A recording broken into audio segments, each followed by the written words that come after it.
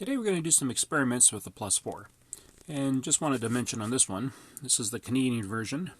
So it's got the Plus 4 instead of the PLUS 4. And apparently the only difference is some of the software inside is bilingual. I've never tried it yet. And the story with this one, so I bought two of these. This one is not functioning well, and I gave it a quick test, but I bought it strictly for the keyboard.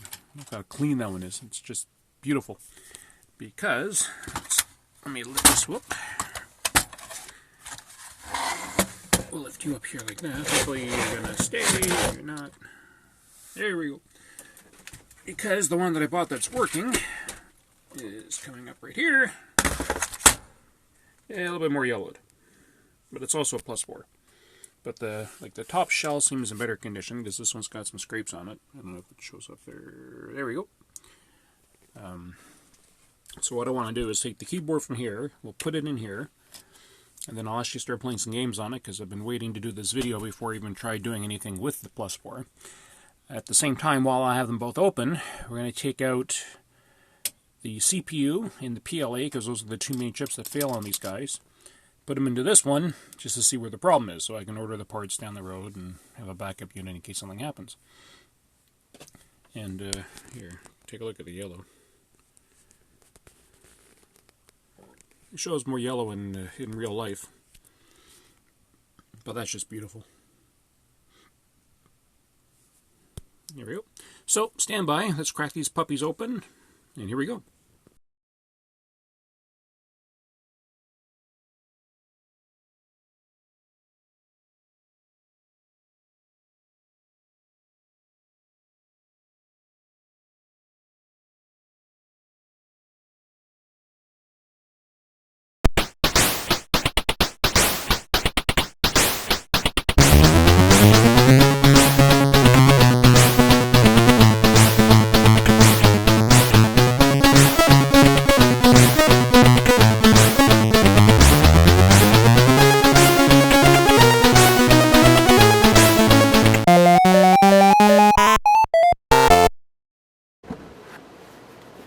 So getting down to business here.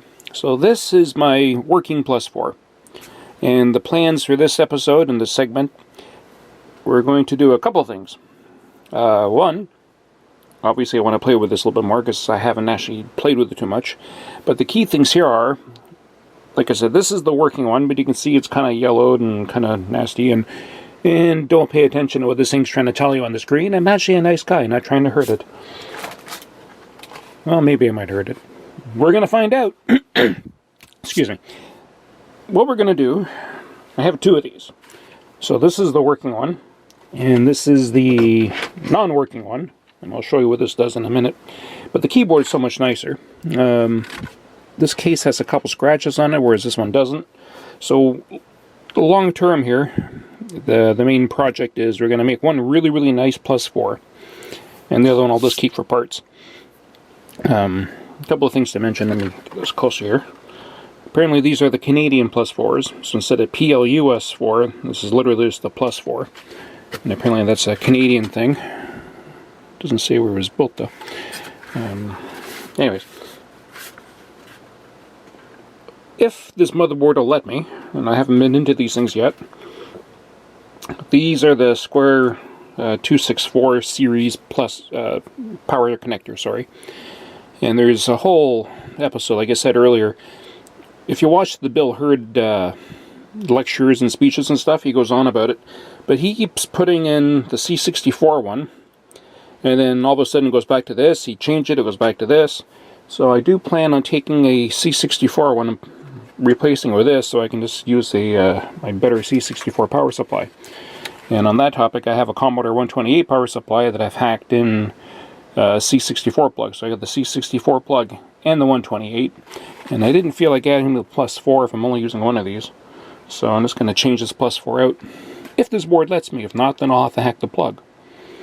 So, let's crack this thing open. Actually, no. Before I do that, let me plug this one here in. And I'll show you what it's doing. And well, you can see why we need to figure what's happening here. So, sorry, I didn't explain it well earlier. Good one, bad one. We're going to take some chips out of the good one, put it into the bad one, see what is wrong. It's more than likely either the 6502, but I can't remember the number now, the 6502 equivalent, or the PLA. So stand by, I'll plug this other one in and show you what's happening. Okay. Hopefully it'll focus in a second. Okay, so this is the nicer looking one, but as you can see it's a little bit on the pooch side. So when we turn it on, now I'm not even getting a signal. What happened? Uh-oh! I used to have an image on this before. Not much of an image, but... Huh. Maybe it's my little wiring harness here. I'm using compensate out.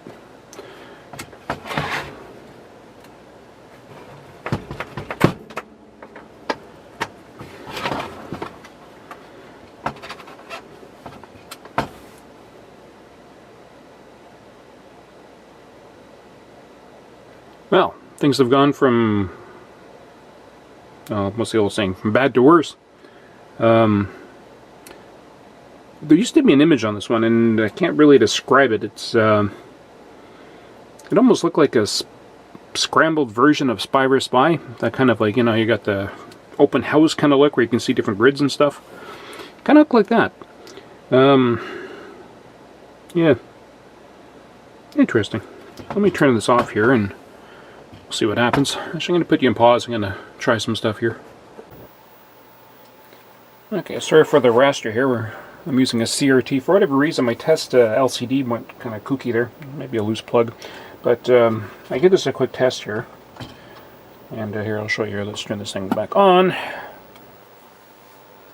So this is what we're getting with the better looking Plus 4. Sorry there. There we go. And then if I hit reset, you get that. If I hold the reset button in, and then, you know what happens, right? What happens if I hit F1?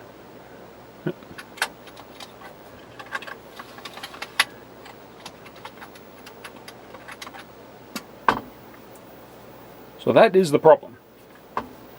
And,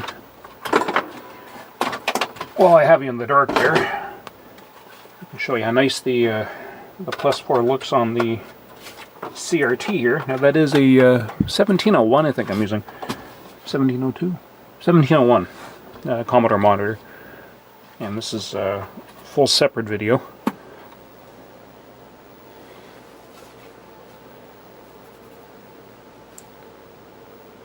Okay, that black line you see is just the raster on it.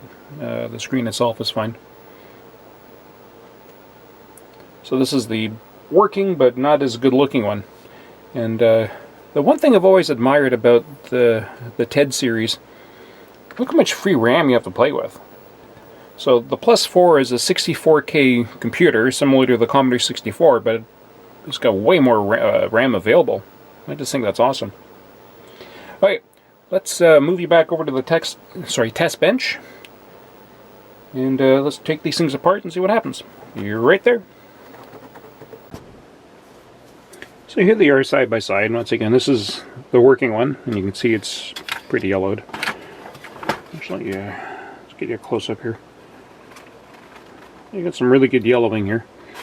So I'm not too sure why it's this way. They must have had it stored in the window where the sun was coming in this way, or on the side of a desk, that kind of thing.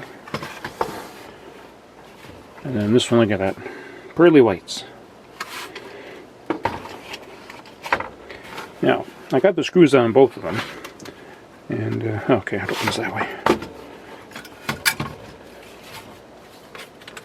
Kind of nicely well designed. I have to give Bill a lot of credit for that. My early, let's say, experiences with Commodore are the Commodore 64C, and if anyone's ever tried to open it, they had a special like torque screw on there, which, you know, when you're 12, you're not going to have one of those lying around. And then on the sides, they had these little plastic clips. I'm sure about maybe a millimeter each. I'm exaggerating a bit, but they were, you know, pretty small little guys. So every time you try to open it up, you're snapping it, and it was just a pain. Whereas this one has 2 screws here, 3 in the back, very similar to the bread bin Commodore 64 cases, where you can just use a regular screwdriver. So nice, nice design. And yeah, first time I'm looking at it. So you got the 8501. It's about the only thing I really recognize. So that's the processor. And obviously this is the specialty packages, the special ROMs. I'm assuming Mr. Ted's hiding in there. Okay, let's take this one here apart. Put that up there. And yeah, same model. I know there's been apparently different revisions of the main board, but this is the same one. So let's push these guys in a little. Maybe that might help. Didn't hear any creak on it, but so there's not a lot of chips that can come out here. So I'm assuming this one's PLA. I'll have to look that up. Shall do that now. I'm going to put you on hold again. 1 second. So based on a couple of websites, so this one here is the PLA, and then obviously you got, I'm trying to remember which ones are which here. This one I think is just the basic, and these ones are the specialty ROMs. I'm going to wait for the ROMs right now. You can experiment with those, because I was told it's most likely one of these two. This one's got 17 on it. Okay.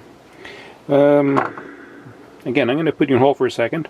I'm going to try to take a look at my configuration on that LCD screen and see why it's not connecting to these.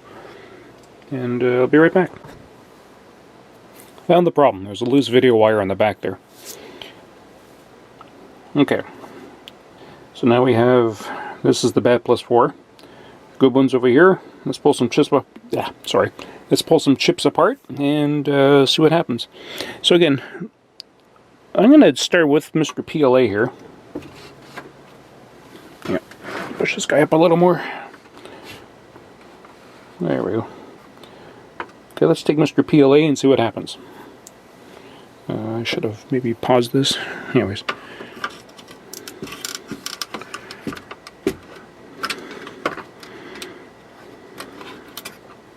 We'll do this live.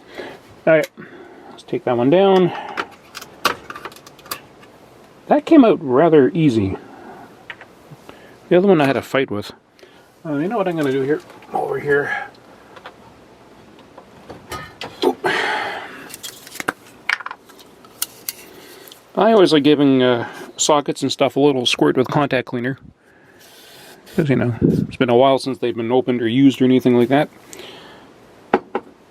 And this is the good one here. Make sure I put it in the right way. There we go.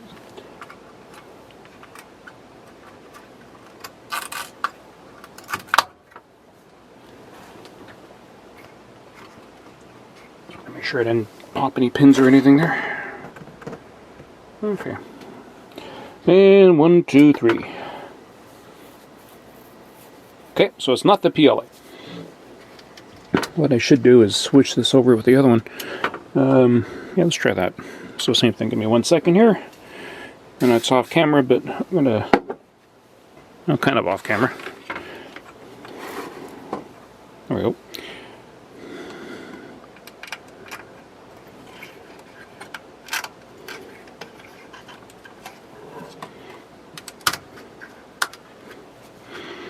I'm curious here. 2084, 3684. Okay. What's the rest of these chips here? 2684. CPUs are the same. Okay. Well, just for fun now. Let's see if the good one is still working, or are they both gonna pooch now? And sorry, I got that connected over here. Oh, and that one's on. I left that one on, but it's working. Okay, so it's not the PLA.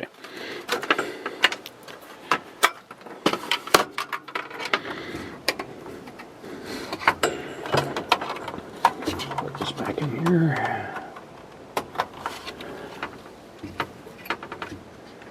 That's got to be the CPU then. Okay. Let's put this guy up here so you can see it.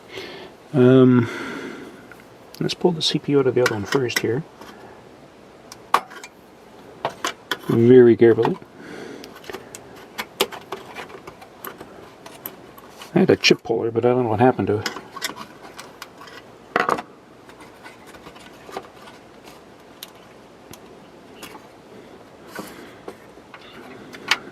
Okay, so hard to see down here, but I pull it out. And then, very carefully here, I'm going to pop this little guy up. Yeah, this guy, it's coming up, that side came up rather easy. Okay, so number 17 is the bad one.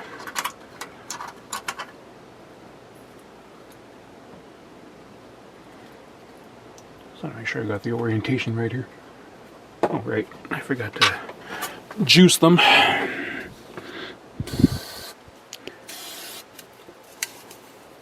My chemical choice, MG brand. Electrosolve contact cleaner for electronics with 0 residue. It's good stuff. And, oops, sorry. 26 Canadian. That's what, $4 American?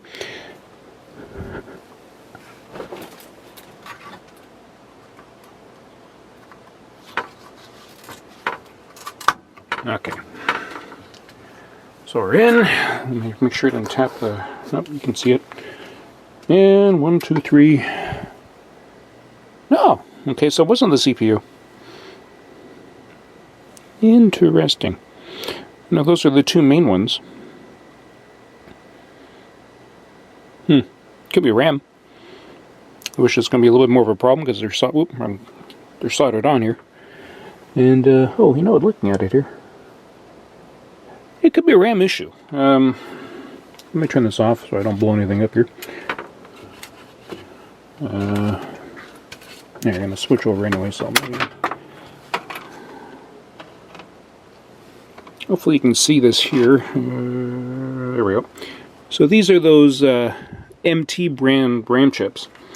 These are like cheap. They're known to be defective, self-destructing. So maybe it is the RAM. The good thing. Whoop! Forgot the RAM chips there. Let me just heat the guy out. So this one here. Let's roll these caps out here. These are looks like Motorola brand.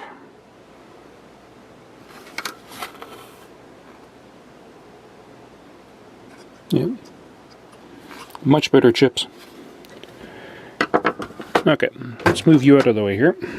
Put you over here. Put Mr. Processor back in.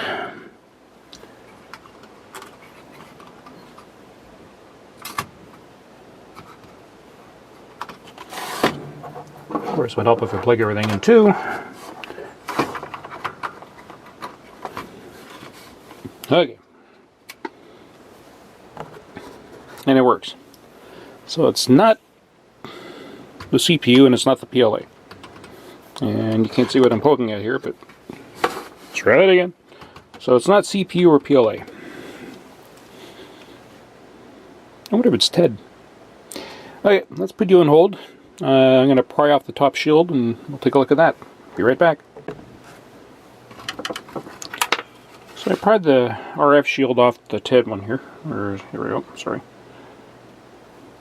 So that's the TED chip, the graphic chip. It could be that, but you know what, let's try the basic ROM next.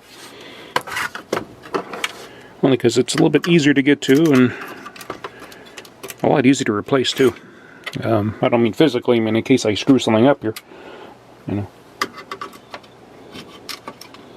So we're going to do this reverse now. I'm just going to leave the good one plugged in and let's try to mimic the problem.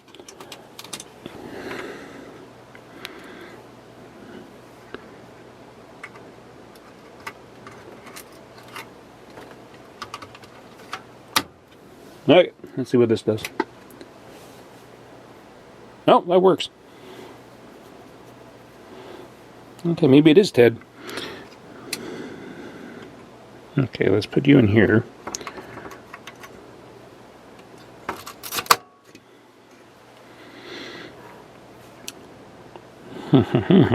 Okay. Well, because there's a lot of choices here. We've placed these ones here. Well, you know what? Let's take the Ted out. I mean, it could just be RAM, but let's narrow it down anyway here.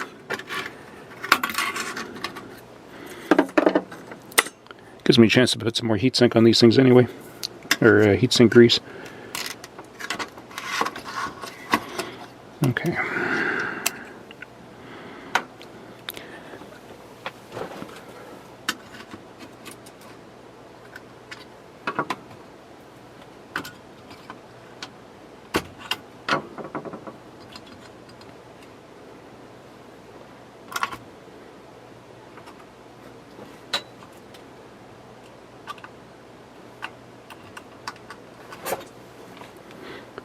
Oops, and I forgot.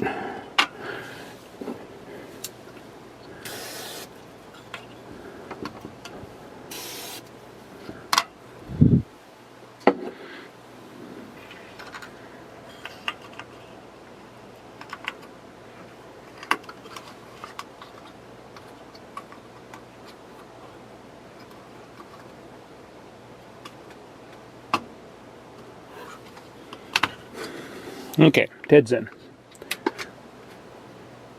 Not Ted. Okay. Well, it's good news. You're always kind of worried that it might be the expensive chips that are gone, so all the specialty ones so far are okay. Let's put that back in there. You know, just for fun, because I've seen this before, where you move stuff around and then somehow you solve a problem by doing that. So let's put the bad one back over. Let's see if it's still kaput. Or what's going on here? Oop, that's the reset. Yeah, still the same problem. Well, there's not a lot left here apart from the RAM.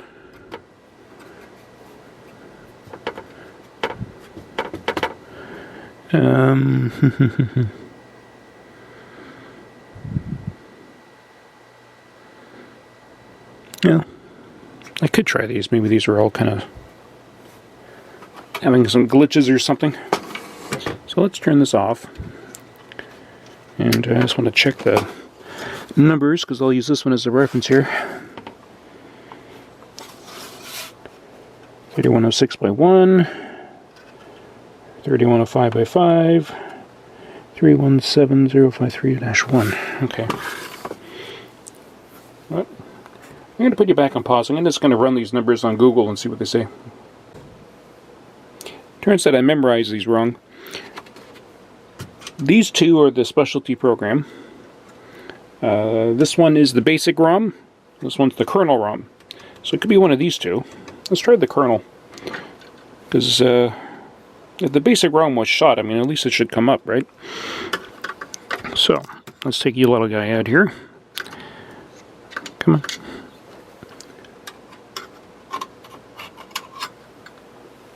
Okay, kernel.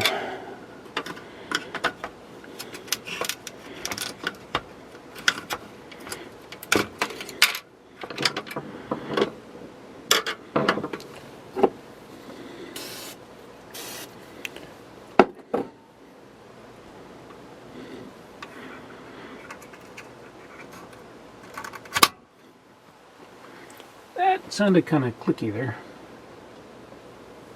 Oh, got them all in. Okay, let's see what happens. Same thing.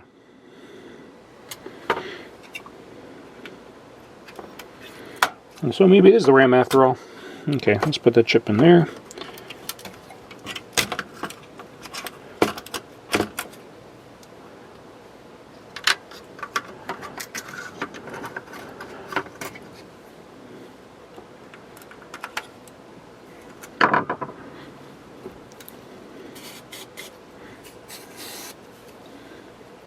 little bit goes a long way. Okay. And just plopping the chips back into the other one.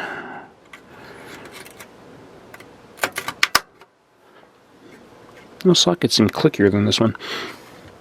Okay, let's see what happens here. Oh! Well, it's something's a little different at least.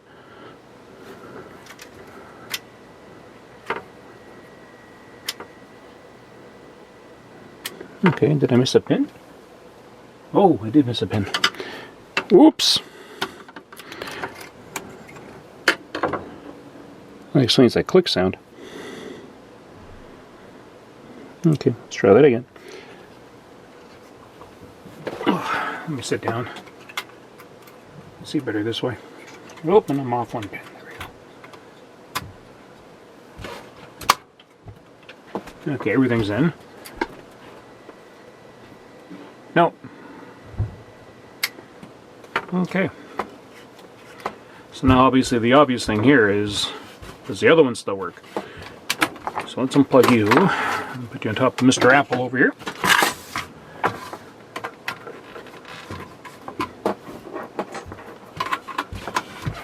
And hopefully I didn't ruin this one. Nope, it's still alive. Okay, well. So obviously the problem is in one of the chips where I can't easily swap it. Now for sake of argument, the only one I have left is the second over here chip. Oops, sorry. Can't remember if I swapped that one or not. I don't think I did. I don't think I swapped these two. I know I swapped that one. Okay, well for fun, let's just swap them out. Oops, tapped you there.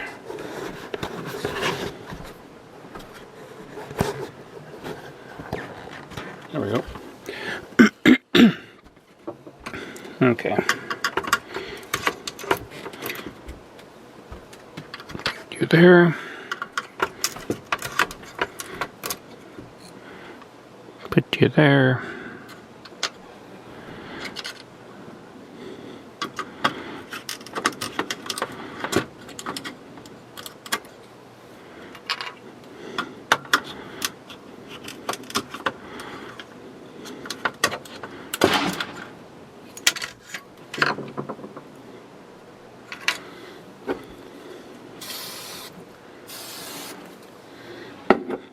Okay.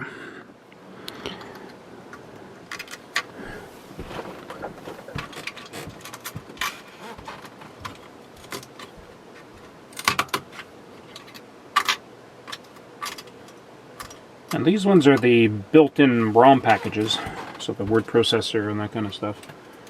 I can't see it affecting anything. Oops. Got a little rough on that one.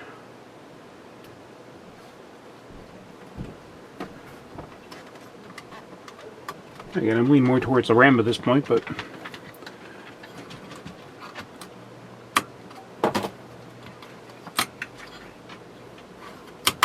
okay, everything's in. So this is supposed to be the good one, and it's still good. Okay. Well, let's put you back on pause. Obviously, I'm calling it quits on swapping parts out, because this is all the parts I can swap. I'll do better diagnostics on this one later. I noticed there's a regulator and stuff in here. Maybe that's kaput. But in the meantime, everything seems to be okay here. At least I have the one working. So let's put you in hold, and I'll be back in a minute. Been making some progress here. I don't know where I put it now. Oh, right in front of me. Sorry. So I got the RF shielding off from the bottom. So this is what we're looking at so far here. And this is the good one with the Motorola RAM chips. So the interesting thing, and I saw this on a website where they mentioned it, maybe probably Hackaday I think it was. So if you look here, when they made the final design, like I said earlier, Bil Herd wanted the 64 type plug, and I forget, I think it was a guy in Japan kept putting on the square one. So they figured out, well, I guess they weren't sure. Here we go. That's the RAM one actually from a 64. you can desolder the old one and put it right on. And it fits nicely. Right? Oops, sorry. Keep forgetting where the lens is now. Yeah.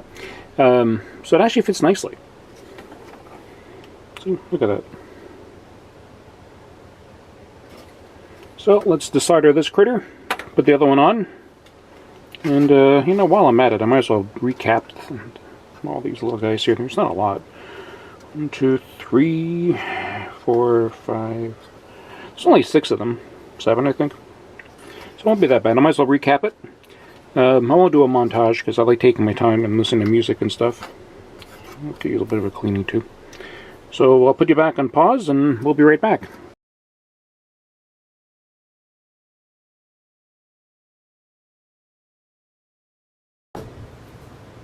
Well, the moment of truth. So I recapped it. I still have to put the heatsink on, but I think we'll be okay for a few minutes. Only cap it in half was the big power one here, but that should be fine.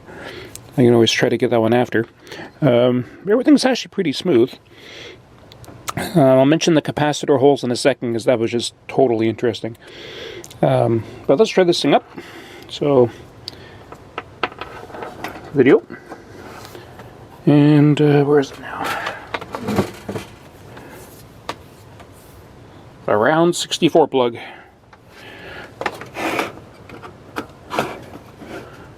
And hopefully you can see the screen.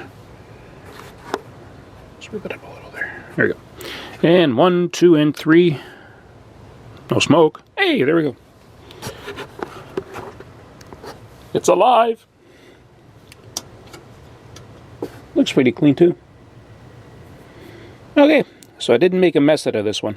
That's good. Now, the one thing I did notice though, so this was, or is, the good keyboard I want to use, but let's see if I can get close to this thing here. The little fingers are kind of separating from the mylar. I pushed them back on, so I should be okay, but they're popping out a little bit. Excuse me. Compared to the other one, right, which they're still connected on the mylar. Oops, sorry. So I mean, worst comes to worst, if I have to, I can just start pulling out the caps and swap those out. I decided to use everybody to swap the whole thing, but if that's going to be a problem, then, well, I'll have to go to plan B there. The other thing I should mention while we're at it here, I've decided,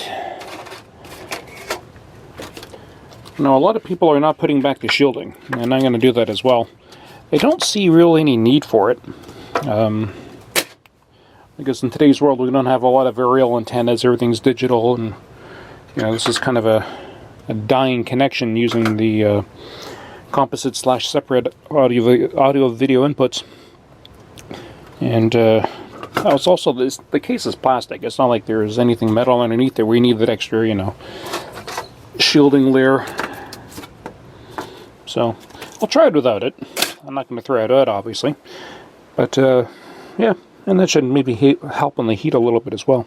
All right, let's put you back on pause. I'm going to put this back into the case, which I just gave a quick scrub, and well, you know what?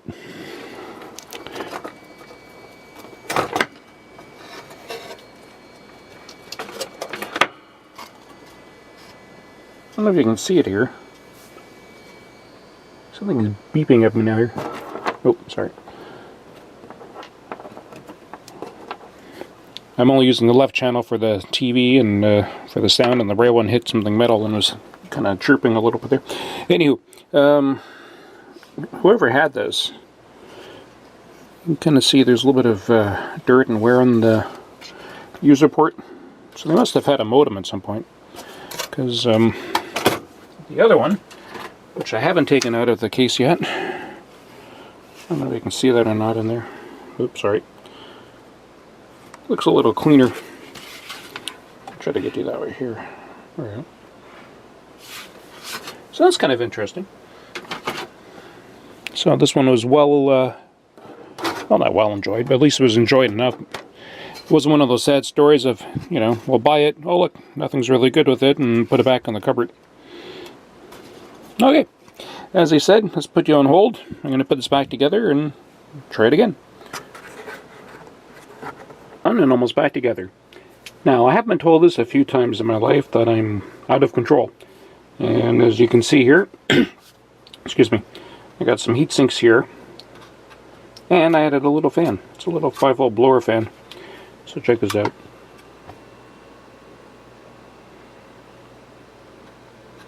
Doesn't have a lot of air velocity, but I mean it's enough to keep it cool. So it's hitting this way and then it'll cool down the TED and there should be some flow hitting the PLA.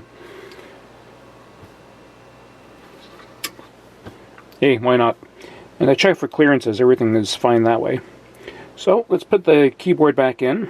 Hopefully it fits. Well, you know what I mean, it's not fits, but hopefully the wires will hold out. And we'll take it from there. Let's hang on. So I ran into some problems. No matter what here, the keyboard... Oops, sorry. The keyboard fingers keep popping up.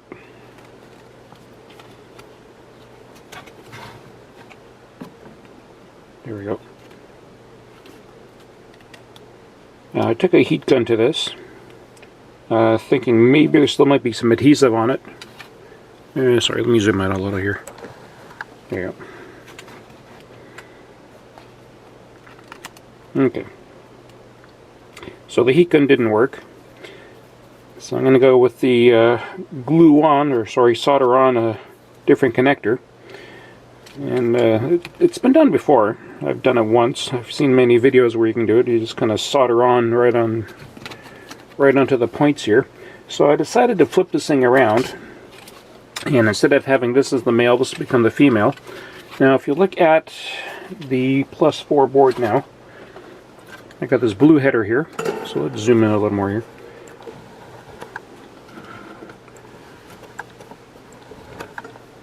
Yeah, I'll just lift it up. So now I got this pin header where this used to be, right? So that's Commodore 64 style. And the plan now is, where is it here? I got to cut some pins off this guy, but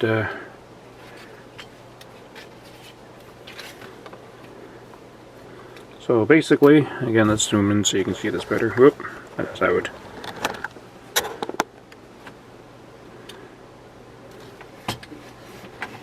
Sorry, trying to prop this up a little here. There we go. So now the plan is we're going to solder this kind of like so. Obviously that's a 20-pin connector. I'm only running 18, so I got to snip 2 of them off. But the plan is we're going to wind up with something like that, and then I can just plug that right into the main board now. So let's put you back on hold. Wish me luck on this one, because there might be some squaring involved. And I'll be right back. I think I got it. I got to do a multimeter test, but basically, so I got it on there. So I taped this part down so it's nice and flat. Put the other header piece on top of the pins there. And just move it over like that. So it looks pretty good. Again, I got to do the multimeter test to make sure the conductivity is good. But I think we're on a roll here. So give me another minute or two and I'll be right back. Okay, so some more good news and bad news. The keyboard works. I tried it out basically here, and so it is working. Now the problem is I miscalculated something, so let me turn this off here. I don't know if you can see it in there, but my header is a little bit too tall, and it's hitting, here I'll show you on the other keyboard. What did I do there, the keyboard? There it is. So it's hitting the, what's it called, the shift lock. So it just so happens where the header comes up, it's right on top of this metal, with the plastic. It's right on top of here anyway, so it's hitting it. So now I gotta think of another plan here. See? Let's zoom in a little over here.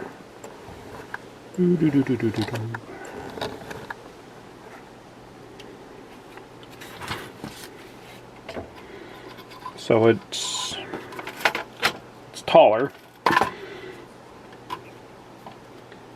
So what I might do is, I might leave this alone, so I don't want to play with that too much.